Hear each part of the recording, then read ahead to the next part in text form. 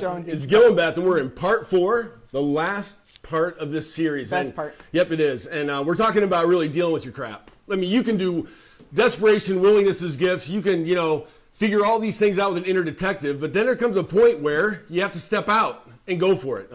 We have frogs in our neighborhood. Poisonous toads. Yeah, they're poisonous toads, and they're rather large. Again, just another reason that you don't want to move to Maui. But no, I'm kidding.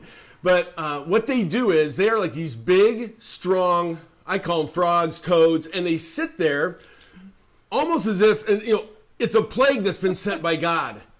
I'm serious. We walk out. There's been times I've been driving in the driveway. They come out at night, especially when it rains, and it's raining a lot right now. And literally, you'll just see them boom, boom, bouncing around, in front of the car. And, what's going on? So these toads are afraid of nothing. So we'll grab our Rotties, Ulani and Nani, and we'll go up the hill to the gate to take them for a walk. And Beth has a lot better vision than I do about this stuff. And she'll go, huge toad, 2 o'clock. Massive frog at 9 o'clock. And I'm like, and we're trying to get around these guys. The thing is, though, they don't move. They're like standing there guard. They're like guarding something or whatever. But so here's another thing that I know. The next morning, I'll be going for a walk or whatever, and a lot of these toads are just smashed to the ground. Because it doesn't matter how much they see us. It doesn't matter how much rain there is circumstantially. It doesn't matter whether or not they're big and scary looking. It doesn't matter that they're poisonous. If they don't take action, they get flattened. They get flattened. And I'll look at them and I'll think, that's a lot like us. Oh, yeah. We look good, we sound good, our image management is spot on. We are on point with all these things in life so people think we have it together. Somebody actually told me today, they texted me and said, man, you and Beth look really happy all the time. What's really going on? Because nobody has it all together. We're still happy. Yeah, we are. Even though we don't have it all together. That's right. Matter of fact, that's our first book. Actually, next week we're starting out with the 7 biggest mistakes we've ever made in our marriages. You'll get to hear those. We're not perfect. Nobody is. But the bottom line with these frogs, what they teach me all the time is, you better move. Or you'll get flattened. Or you'll get creamed. The Apostle Paul says this in 1 Corinthians 13. He says, if I speak in the tongues of men and of angels, right? If I have this supernatural ability to speak, but I don't have love, he goes, I'm just a noisy gong, a clanging, he says. It's worthless. He just throws that out there to us, and he goes, look, if you don't have love in that, I love this. He goes, if you don't have love, if you don't move out in love, you got nothing. You got nothing. See, love is a verb. Love's a verb. Love is not some euphoric feeling we have, which is what I was taught growing up. Going to movies and such was just, they feel so good, so I'm going to seek the euphoric feeling. Or, sometimes, to be honest, love is angry. Love is angry. What we're taught all the time is that it's got to be a euphoric feeling. I'm angry. Love is a verb all the time. It means you take all the data in your life, you pray about it, you get a few options or sometimes one option, and you go do it. Love does. Bob Goff has a book out called Love Does. So in case you were taught that it's a euphoric feeling, it can be a lot of things. As a matter of fact, this week, I learned that love has another feeling to it. And that was when, what's his name, Ahmaud Arbery, this African-American boy, like 25 years old, jogging near his own neighborhood, got taken out by 2 dudes in a pickup truck. Yeah. Can I tell you what love felt like there to me? Love felt pissed off. Love felt like I wish justice could take place. Love felt like God comes soon, because this world is just, it's not the way it's supposed to be. Love feels like that sometimes. And then when there are those feelings, whether it's euphoria or anger, sometimes love can feel nervous if you have someone that you love in the hospital and they're being told that they're terminal. Maybe it's terminal cancer. Maybe something's happening in their body, their organs, they're right, and then all of a sudden, love is nervous. But here's the deal, okay? Love steps up. Love goes to that hospital. Love finds out ways that it can take off, Take action. Yeah. Yep. So whatever feeling you're having, turn it into action. That's what God wants you to do. He also talks about a toxic anger, and there's actually a toxic care, toxic compassion. There's a toxic empathy. There's a way that you can actually go to a dark side of all these feelings, where you're just frozen. And you do nothing. You do nothing. James says that in James 4:17. As a half-brother of Jesus, he goes, if you have a feeling that you're supposed to do something and you don't do it, it's sin for you. So when God's prompting your heart with all these feelings, he's prompting you to do. Love does.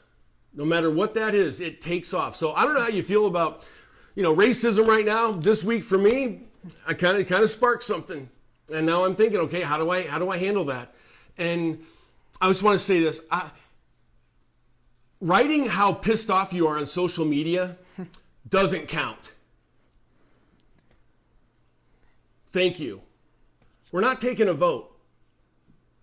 There's not a democracy on social media. If I get on there enough and just show myself that I'm voting that I'm pissed off, maybe something will happen. Here's what I think. I think of most people I know are kicking back on their couch. They grab their beer, some nachos, and they're watching some binge watching, Netflix or Hulu, and they just go, I'm pissed off about what happened this week. I'm going to tell people I'm pissed off. Then they go right back to their beer and their Netflix and their nachos. Nothing changes. Is that you? Serious. You know what I want to see you do? I want you to text from a nonprofit somewhere in town that is actually doing something to negate and mitigate all these things that are happening in our world and to bring joy and love and hope and light. Show those pictures. And then you know what? You can tell me how pissed off you are. And then you can say, and here's what I'm doing about it. But if all you're doing is firing your, BS out there, it just doesn't matter. So here's what's true, okay? When we're born, every one of us gets a garden on this one when it comes to action, right? To love. We all get a garden. And you get one. That's all you get. You get one garden, right? Proverbs 24:30-32 says, I walked by the field of a lazy person. The vineyard was someone that had no common sense. I saw that it was overgrown with weeds and its walls were broken down. Then as I looked at that, I learned a lesson. We want to help teach that lesson today. So to have your garden be amazing. So you can move out and take action. And here's 5 things. 3 weeds we're going to talk about. These 3 weeds. And then we're going to talk about 2 ways to water your garden. You're going to take a garden from being, beastly and overgrown and bad to beautiful. And by the way, some of your gardens are boring. And that needs to change too. Gardens are beautiful, boring, or bad. Yours certainly is not boring. No. I'm sitting here listening to you and I'm learning a ton. And I love that. I get to be married to you and I get to hear all this stuff coming from you and I love it. And I see why you had a church with 10,000 people. Yeah. So now little old me gets to talk for a few minutes. Whatever. We're just going to self-deprecate all day. No, I don't usually do that. I'm learning a ton from listening to you and I love that. So Back thank at you for sharing it. Back at you.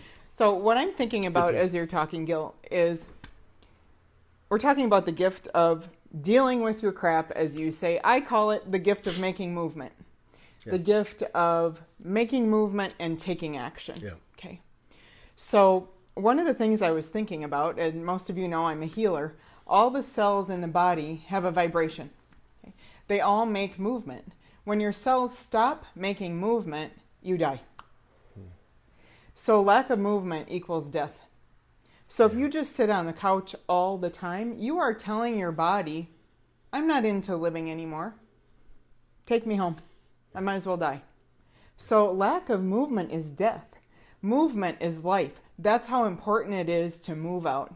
That's how important it is to make movement. Yeah. So the first weed that I want to talk about in this garden of making movement in life and growing a bountiful, beautiful garden, one of the big weeds, and I've struggled with this one in my life, is the weed of OCD. Okay? Obsessive compulsive disorder. I know this one well. Not just my clients, me. Okay, so what happens with OCD is you procrastinate. Yeah. Well, why do you procrastinate if you have OCD? Why do you not make movement? Because you are terrified if you make a step and it is not perfect, you're just going to crash. Okay. So it's fear of not being perfect. So if I'm afraid of making movement, unless I can be perfect, what do? I make zero movement. When I was in college, let's say I had a paper due on Friday. I wrote it in the middle of the night Thursday and handed it in Friday. I never did anything on it before that. Why? I was terrified I wasn't going to be perfect. I wasn't going to be loved, so I made no movement. Remember, making no movement means death. So is that you? Think about it. Is that you? I live with a refrigerator Nazi here. Do you want to talk about that? Yeah, it was funny this week. You know, you find out a lot about yourself when you're hanging out with Beth. And I like to think I'm laid back, you know, can you tell? And so we go to the grocery store and we hit Costco, Safeway, Mana Foods. We go all over the place. We go to Safeway so I can get the cupcakes. Then we go to Mana Foods so she can get some asparagus. And we do this kind of thing, right? And so we were just putting our food away. And we have the dog's food too. We have 2 refrigerators. Yeah, we got 2 refrigerators and the freezer up there and all this kind of stuff. And I go, hey Beth, you know, you need to put that over here. It was some quinoa or quinoa. And where's the quinoa? Didn't know it was quinoa. I was like, here's the quinoa. Anyway, she was doing something and I used the quinoa to feed the dogs. And I was like, hey, this is how it works, you know? And I thought I was being really helpful. And Beth looks at me and she goes, oh, we have a refrigerator Nazi. So I hired a lawyer myself. And we had a case. And we began going back and forth. In a few minutes, I realized that I was going to have to make a plea deal. And so, anyway, refrigerator Nazi here. And when I do that, it's like everything's got to be perfect. There's a verse in the Bible, Ecclesiastes 11:4, that says if you have to wait for everything to be perfect to launch, you'll never launch. Right. So true. Yeah, you're not Cape Canaveral. You're not. You know, all of us here, right? We're a mixed bag. Yeah. I know so many people who go, well, this isn't ready yet, and that's not, and all that. And so, you know what, I'm not going to launch. And I go, well, let me know when. Yeah. Well, it was going to be this year, but now it's going to be 2021. Now it's going to be 2020. I'm like, oh my God. Yeah. Get away. Yeah, let me know when it's all set for you. If you're waiting for all the conditions to be perfect, you will never make movement. Yeah. You'll never get anything done. That's the curse of OCD. Yeah, you got this one? Serious. Like if you're having a watch party right now, raise your hand if you got the OCD one. You know, and kind of nudge the person next to you. This is the kind of talk you can do all right, now. what's Like, the second all right, weed? number 2. Remember first weed, OCD. Second weed you got to pull is this weed of drama.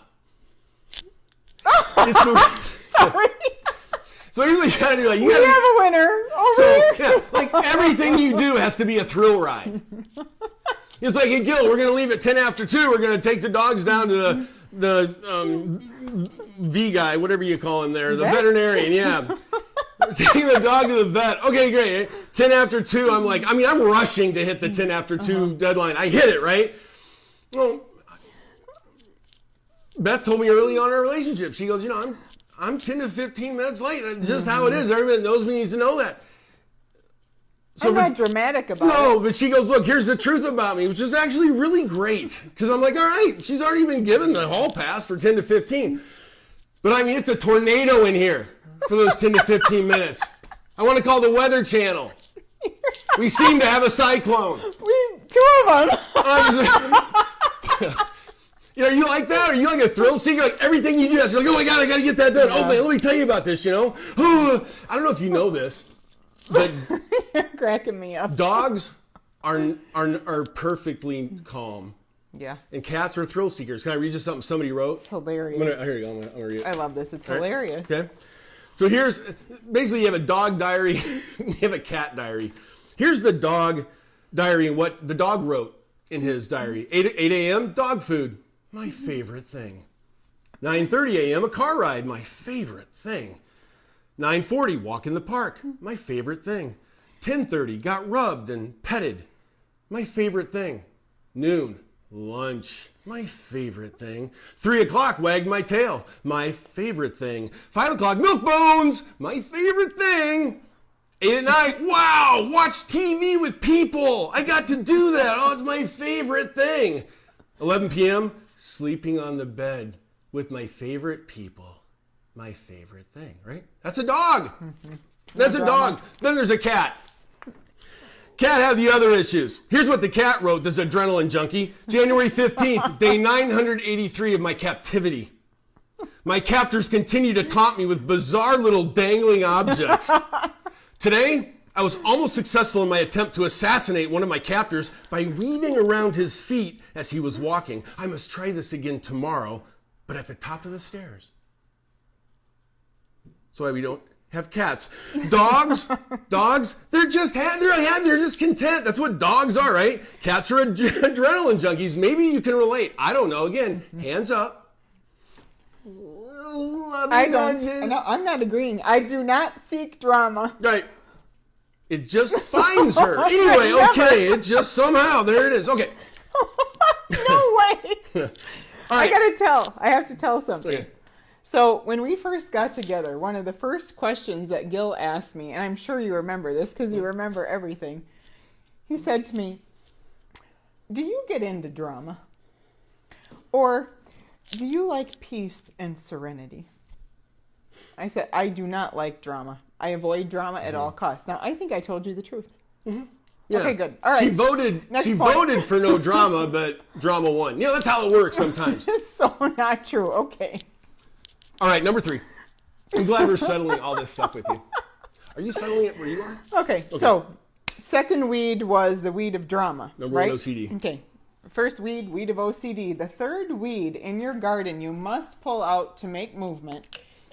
Oh boy, do I know this one well. And I will tell on myself on this one. Okay. This is the weed of overcommitment. Overdoing. Over-responsibility. Okay.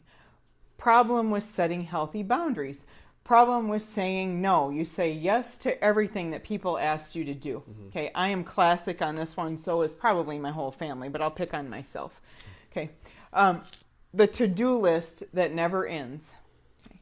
Why does a person overcommit? Why do they overdo? Why are they over-responsible? I know why I've always done it. I've done it to distract myself from things in my life that I don't want to change. I've done it to distract myself from making movement. I can stay in my own little world over here and overcommit and feel great about myself, and everyone tells me, oh, you get so much done, you're such the get-her-done girl, and it's all this praise for being overcommitted, running 2 businesses and everything else that comes with it. I like that. Okay. Why do I like it? There's good and bad to it. I'm sure there's some positive things, but the negative part is I do it to avoid things in my own life. Now, thank goodness, since we've been married, I'm really working on this and I'm getting better because there's nothing in my life today I want to avoid anymore. So I don't need to overcommit.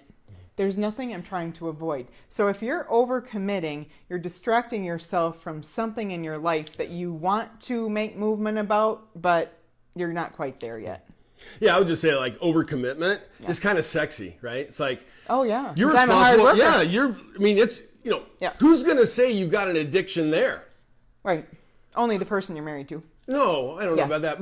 But seriously, you've got this deal where you've got to be careful not to wield overcommitment like a trophy, like a prize. Like, look at me.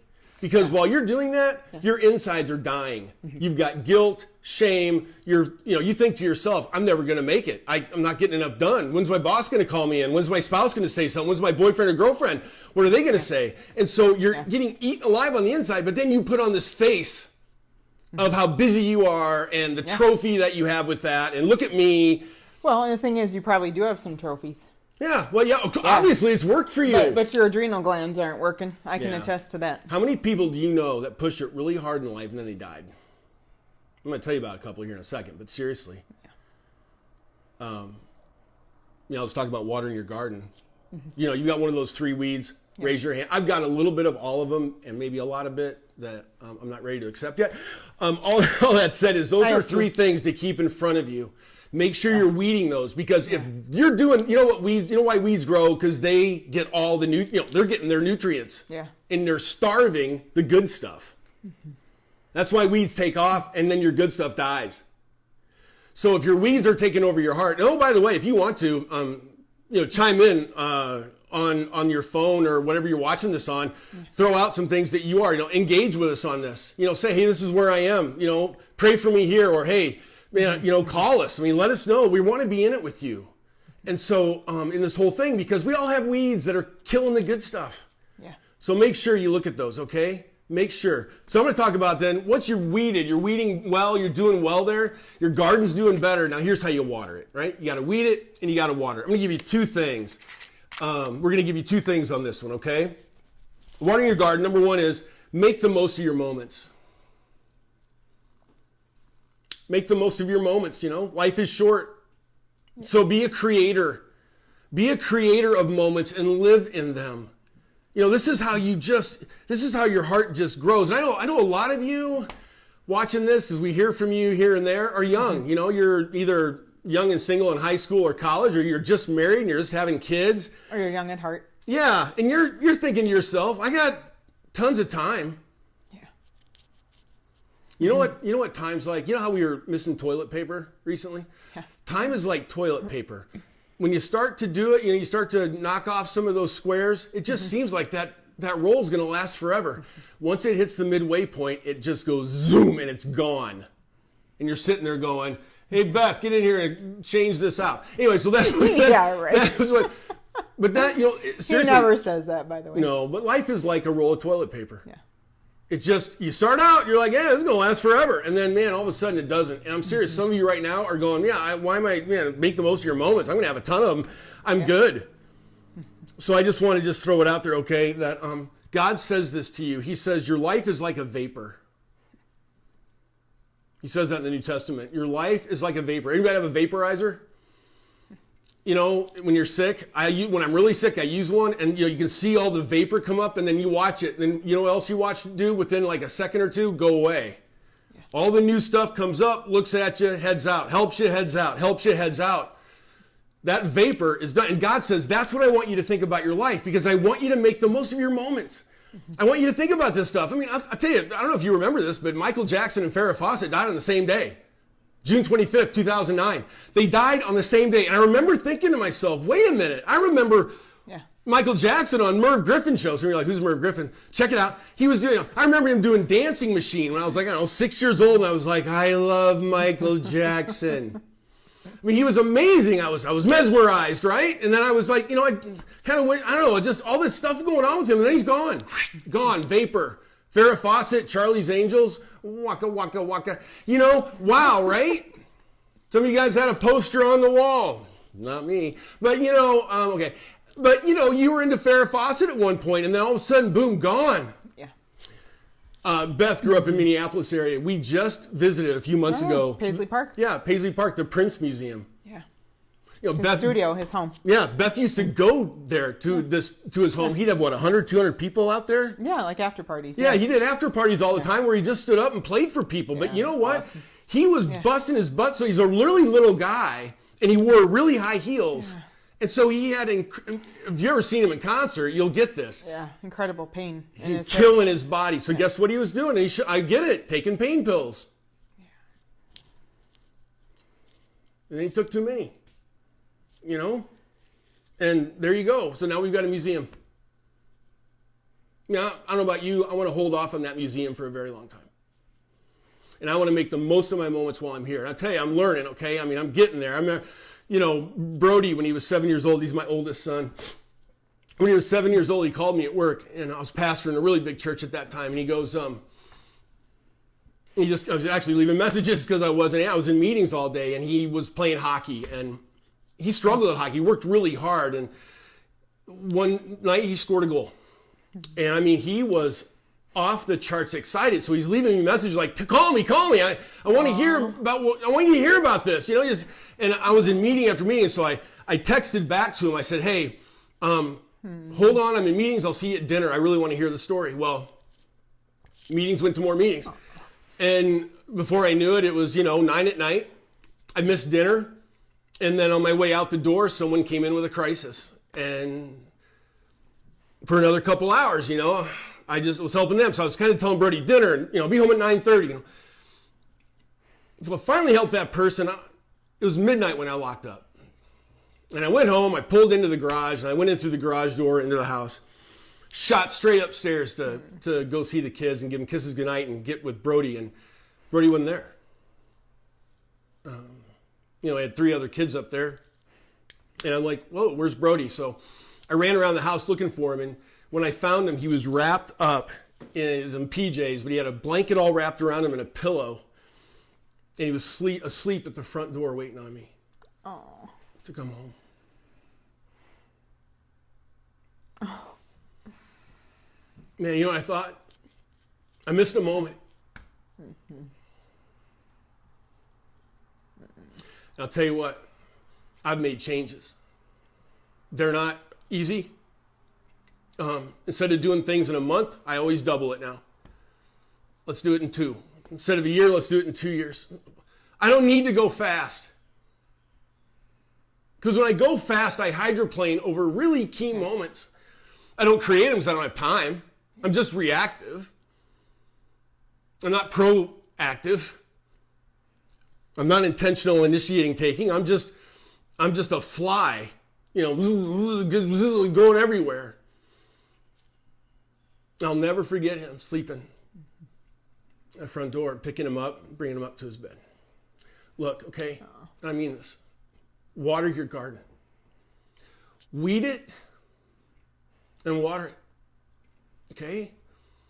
Okay? You can do that. I know you can. So before you go to bed tonight, really, sit down, think it through. If you have a safe partner you're with, ask them to help you. Okay. Yeah. Now this really fits with the last point that we want to make. So, Gil's talking about watering your garden and recognizing life is short. The other piece of that is make sure that you live a life full of meaning. It is short. So a life full of meaning, often people will say, no one is on their deathbed saying, I wish I worked more. Mm-hmm. That's a good one for us to remember. Yeah, I wish I was in the office more. Yeah. I mean, I really miss more office time. Yeah. Yes. I mean, what was your last year like? If someone asks you, what did you do in 2019? What was your value? What was your value in 2019? Look at your calendar month by month. What was your value? What's your value this year so far? One of my doctor friends and I were talking this morning. I went and saw her, and we were talking about this. The year of 2020, it's been a strange year, hasn't it? I mean, we're in quarantine and lockdown. What happened during this year? What's the meaning in this? What's the value? And I want to share a personal story on this that just still almost always makes me cry. Hopefully I won't here, but I might. I was really ill when I was 32. And as you've all probably heard, if you listen to our talks, I had a 6-foot oxygen tank in the corner of my bedroom. And most people thought I was going to die, myself included. And I remember having a conversation with my dad. My parents had just gotten divorced, and my dad came to see me with a new woman in his life. And my dad and I were talking. And he said, he was trying to make me feel good when he said this. He said, you're 32. If you make it to 40, it's been a really great life for you. And I was like, I'm not quite sure how to take that comment, but okay. Yeah. So, he left, and I was thinking about that for a really long time afterwards. And I still think about that conversation. Mm-hmm. Because that conversation really lit a fire in me, because I was trying to heal, I was trying to get better, I was trying to ditch my oxygen tank, and thank God I did. And I'm still here, much past 40, by the way. And I just remember thinking in those moments, that lit a fire in me. And you know what? The rest of my life, even if it's only 8 more years to 40, I am going to live a life of meaning, and I am going to make a difference in this world. And I am going to be of service to other people. And I really made that commitment in that moment. And I have never regretted it. And, I really thank my dad, because I'm not sure where he was coming from there, but it really made a big difference in my life. Yeah. I mean, this is, I don't know. And this isn't, we struggle like anybody else. But I can say this. It is amazing to wake up every morning with someone who has a passion to see her life matter, to live with meaning, to serve other people. You know, when I talk to Beth, I don't have to win her over to this kind of life. She's already there. You know, I don't have to look at her and go, man, you're awfully narcissistic. You know, you're awfully selfish. You know, can we just maybe tweak it a little bit? You know, I'll tell you what, you know, join up. If you're single, join up. Partner up. Hold hands with someone who wants this, who's willing to look at all the weeds in their life so they can weed their garden and then water it. Water it with making the most of every moment, creating moments. All that, and then to put a spotlight on living with meaning and purpose. I can just tell you from experience, it's amazing. So, I want to ask you, okay? Seriously, you can raise your hand. You can do something physical here to say, you know what? Here's a weed I'm going to pull this week. And I'm going to go after it. And that sucker is going to go down as I pull it up. It's over. And then I'm going to water this area. You know, we give you 3 weeds and 2 ways to water. Don't have to do it all at once, but begin to chip away, because when you're doing that, now you're in action. Yeah, that's right. You know, you've hit the pedal. And I'll tell you, you know what hits the brakes? Fear, insecurity, doubt, all these things will hit the brakes on you. Yeah. And you want to make sure to say, nope, I'm stepping over that stuff, and I'm going to weed this garden, I'm going to water it. I am. Anyway, we love you. Let us pray, and then we had a couple exciting things we want to tell you about. Yeah. Our website is going live right now. Yeah. Thank you, Alec. Yeah, man. Seriously, Digital Industries, man. They're paying me $90 million to use their name today. Thanks, Alec. But seriously. Yeah, GillandBeth.com. Yeah, check it out tonight. Yeah, we're excited. We're going to be starting some things like private Facebook groups with Q&A after these, where you can get into the questions you're having. Man, I can't wait for that. We're going to start a Morph Masters, kind of a mastermind piece. We're doing a retreat in Prescott, Arizona on addiction recovery coming up here in October. I mean, we're moving, and we want you to come along. So make sure you subscribe to those things, like us on Facebook. I mean, we really want to get this message out, okay? You know, just real and raw to a hurting world who wants to soar. You know, they want to come alive again. So can I pray for us? Father, thank you for all the people that listen in every week, gosh, thousands of people. And Lord, you know them all by name. You know, your word says that you know all the stars by name. That's, you know, trillions and trillions of stars, and you know each of them. Pretty easy for you to know us. So thank you. And Lord, bring us to your side with your incredible, powerful love. And, you know, turn our hearts to the things that matter, to live with meaning, to make the most of our moments. And those things that get in there that want to come up and absolutely wring our necks, help us with those. Help us weed these things out. And we love you. Thanks for our time. Amen. Thank you so much for being here. Thank you. Yeah, we love you so much. Bye-bye.